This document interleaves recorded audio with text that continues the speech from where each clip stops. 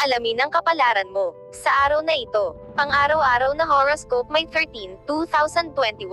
Bago natin umpisahan ang video na ito, please don't forget to subscribe and hit the notification bell para updated kapag may bago akong video na i-upload. Maraming salamat. Abangan ang special shoutout pagkatapos ng video na ito. Pang-araw-araw na horoscope ay tumutulong sa iyo upang masuri ang likas na pangyayari na nangyayari bukas, ngayon mismo.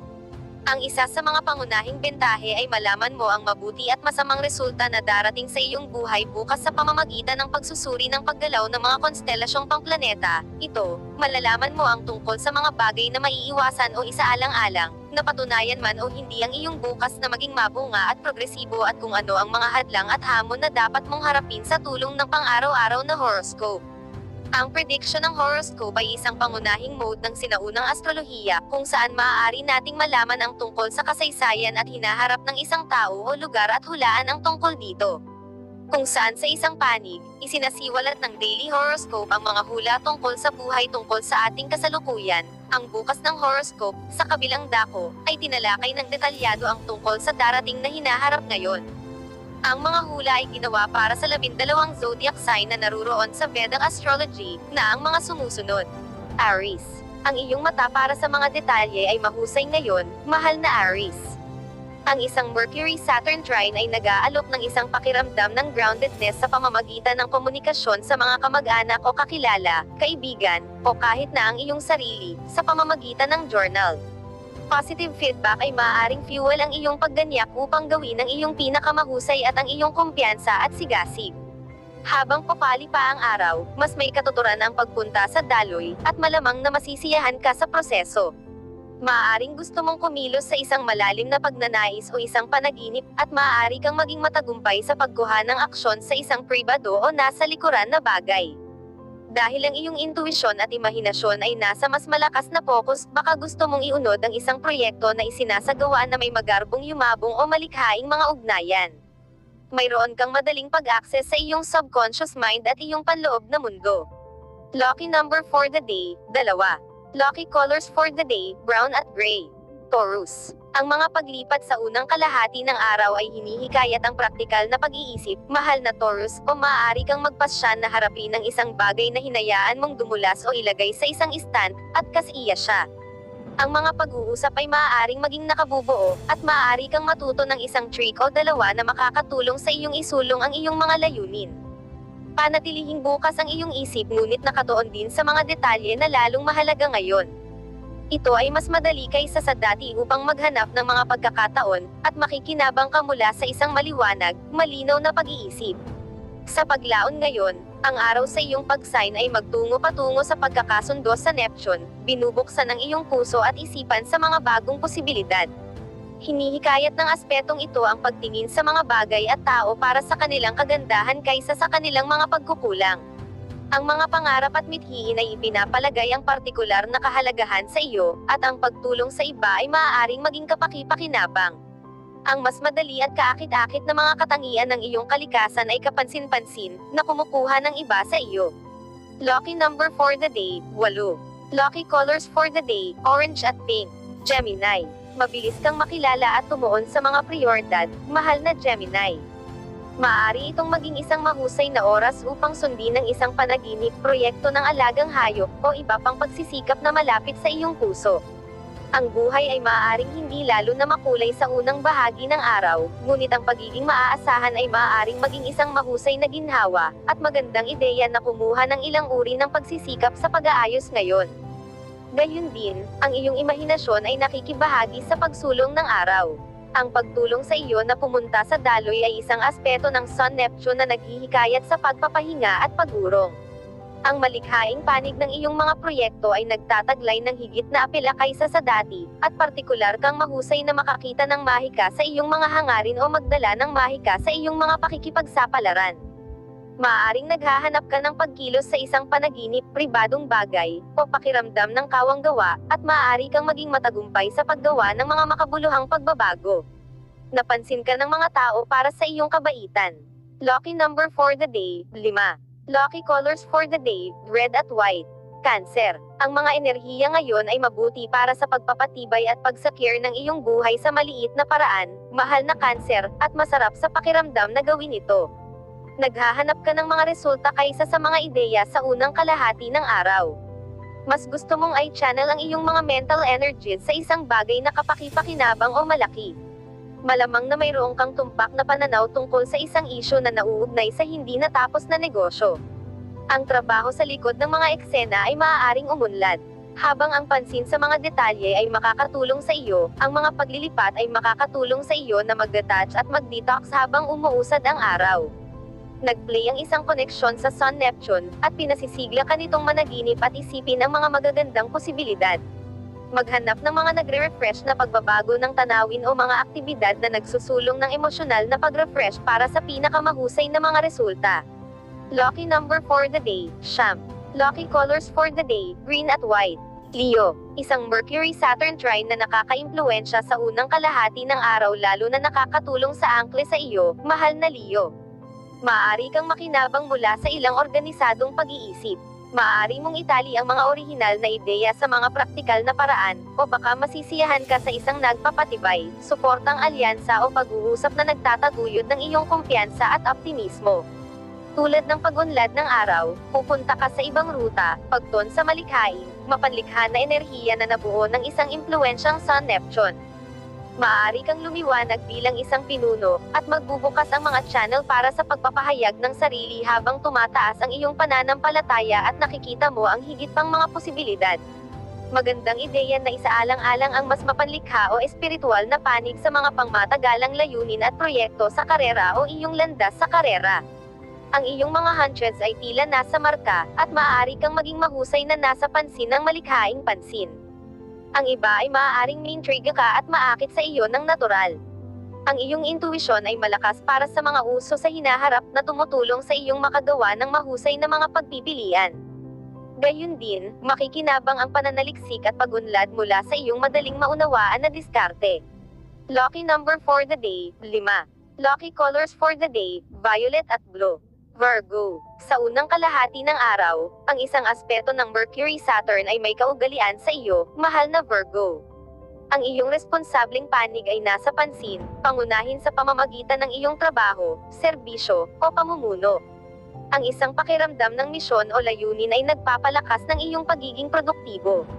Ang araw na ito ay potensyal na mahusay para sa pagtatanong para sa kung ano ang gusto mo o paglalahad ng iyong mga ideya, at mas mabuti para sa paggawa ng mga pangmatagalang plano. Tila nasa tamang landas ka sa iyong mga gawain, trabaho, o kalusugan. Sa pagsulong ng araw, ang iyong pakikiramay sa iba ay nasa pansin, at maaari mong suportahan ang isang tao na nangangailangan ng iyong tulong alinman sa itak, pisikal, o espiritual. Malamang na makakatanggap ka ng kanais-nais positibong mga tugon sa iyong mga ideya o plano. Ang pasensya at isang pakiramdam ng pagkakaugnay sa iba ay maaaring pagtuunan ng pansin. Isang bagay na espiritual, romantiko, o kung hindi man ay nakasisigli na maaaring magtaas ng iyong espiritu at mapabuti ang iyong pananaw. Ang pakiramdam na nauunawaan ay maaaring magkaroon ng parehong epekto. Maaari kang makaramdam na nabago ng isang bagong pananaw sa iyong buhay ngayon. Lucky number for the day, 6. Lucky colors for the day, brown at orange. Libra, sa Mercury at Saturn na magkakasundo, mahal na Libra, nais mong makatrack. Ang pagtuon sa kung ano ang maaaring gawin ay gagawa ng mga kababalaghan para sa iyo kahit na nangangahulugang gumawa ng kaunlaran kaysa sa malaking panalo. Maaari mong lubos na masisiyahan sa pagbabahagi ng iyong mga ideya o paningin sa iba, pagtuturo, at pag-aaral. Maaari kang makinabang mula sa pagkuha ng mga hakbang-hakbang. O, maaari kang magpasya na mag-focus sa isang espesyal na proyekto at gumawa ng matatag na pagsulong kasama nito. Tulad ng pag-unlad ng araw, ang mga enerhiya ay lumilipat bilang isang paparating na aspeto ng Sun-Neptune na hinihikayat ang iyong imahinasyon. Tinutulungan ka nitong magpalamig at magpahinga kaysa sa pagmamadali o pagtulak ng mga bagay. Maaaring magkaroon ng mga intuitive hunches na haantong sa tamang impormasyon at malikhaing paraan upang mapagbuti ang iyong trabaho o kalusugan. Ang pagsuporta sa iba o mga pagsisikap para sa pagpapabuti ng sarili ay maaaring maging partikular na gantimpala. Habang maaring makaalis ka sa isang katotohanan na wala sa lugar ngayon, mas interesado ka sa kung ano ang ibig sabihin ng lahat sa paglaon. Ang paglalagay ng iyong pananampalataya sa isang taong pinapahalagahan mo, at ang iyong sarili, ay maaari ding maging kailangan mo ngayon. Lucky number for the day, 4. Lucky colors for the day, pink at yellow. Scorpio. Ang aspeto ng Mercury-Saturn na ngayon ay tumutulong sa iyo na makita ang mga bagay para sa kung ano ang mga ito, hindi lamang kung ano ang nais mo o takot sila, mahal na Scorpio. Ang isang pakiramdam ng lakas ng damdamin ay tumutulong sa buhay mo. Mayroong isang pagkahumaling sa kung ano ang nasa ilalim ng lupa o nakatago mula sa paningin, at masisiyahan ka sa pagsubok na alamin ang mga bagay o malutas ang isang misteryo. Ang isang problema ay maaaring malutas o mukhang malutas ang sarili. Ang transit na ito ay lubos na kapakipakinabang para sa pagkakaroon ng kailanawan tungkol sa isang pang-emosyonal, matalik na kaibigan, o isyo ng pamilya. Ang mga pautang o praktikal na paraan upang mapabuti ang buhay sa bahay ay maaaring maging sanhi. Habang papali pa ang araw, hinihimok ng mga paglilipat ang iyong pananampalataya na ang mga bagay ay magbubukas ayon sa nararapat, at makakatulong ito sa iyo na makapagpahinga at buksan ang iyong puso. Maaaring magkaroon ng higit na pag-unawa at pagtanggap sa isang relasyon. Ang pagkonekta sa iba ay maaaring humantong sa mga kaakit-akit na pagkakataon, at ang mga malikhaing pagsisikap ay partikular na matagumpay. Lucky number for the day, 7. Lucky colors for the day, brown at orange.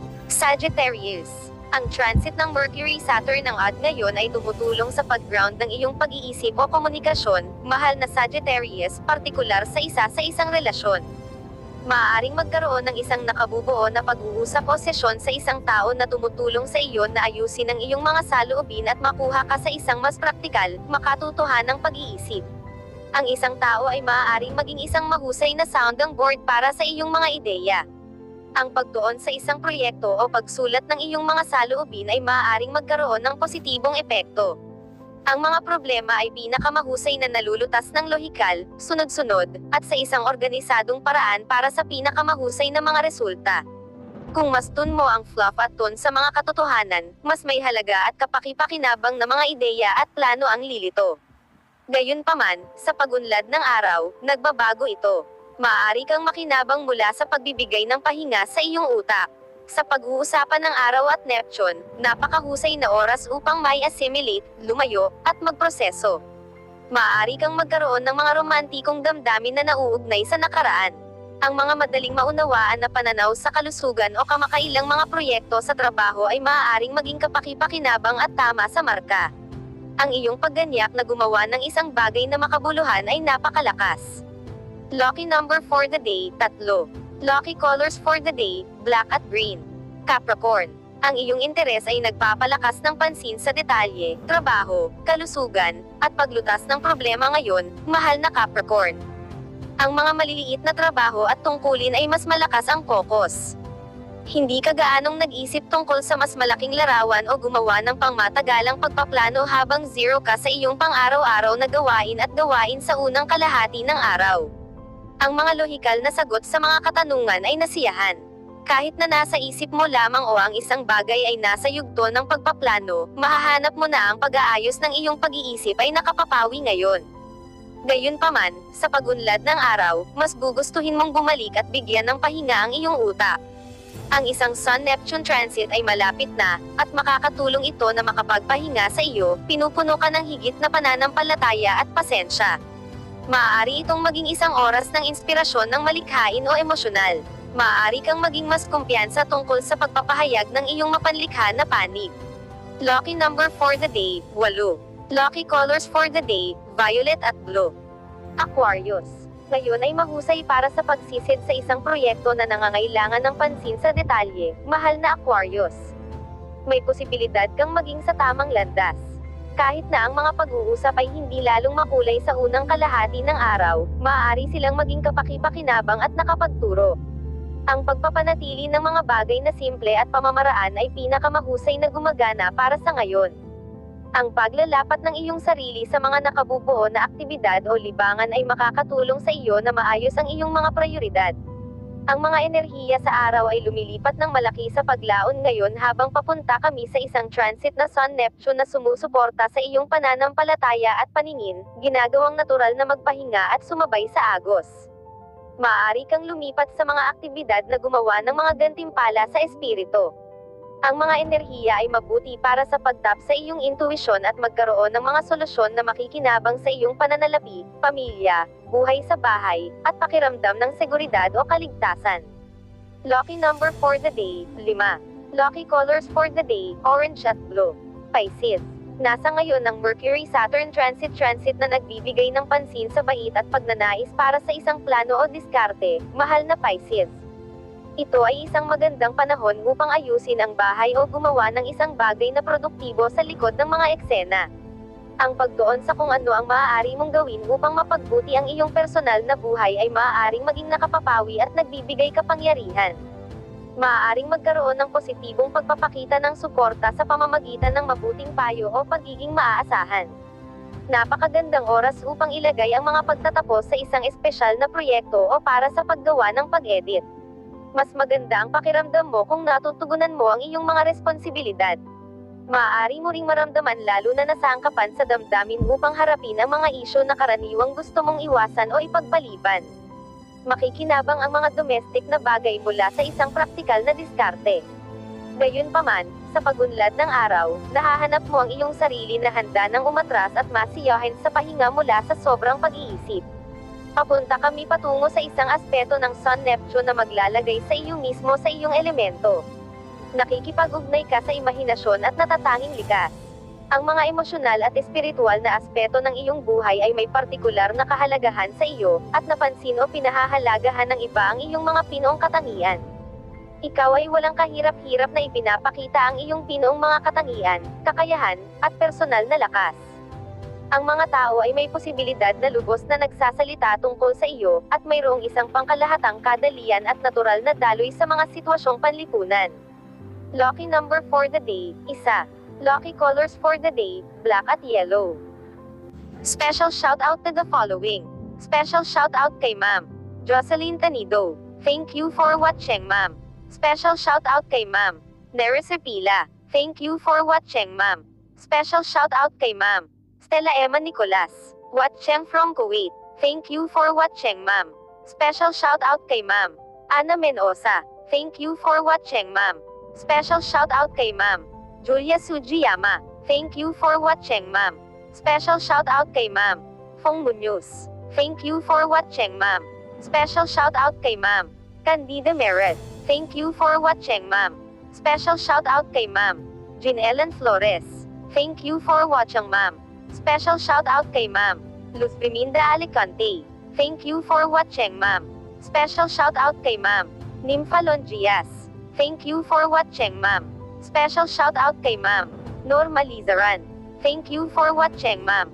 Kung gusto mo magpa-shout out sa next video, comment na. Maraming salamat sa panonood, mga kapatid. Sanay nagustuhan nyo ang video na ito. Please don't forget to subscribe and hit the notification bell para updated kapag mayroon akong bagong video na upload. See you in my next video.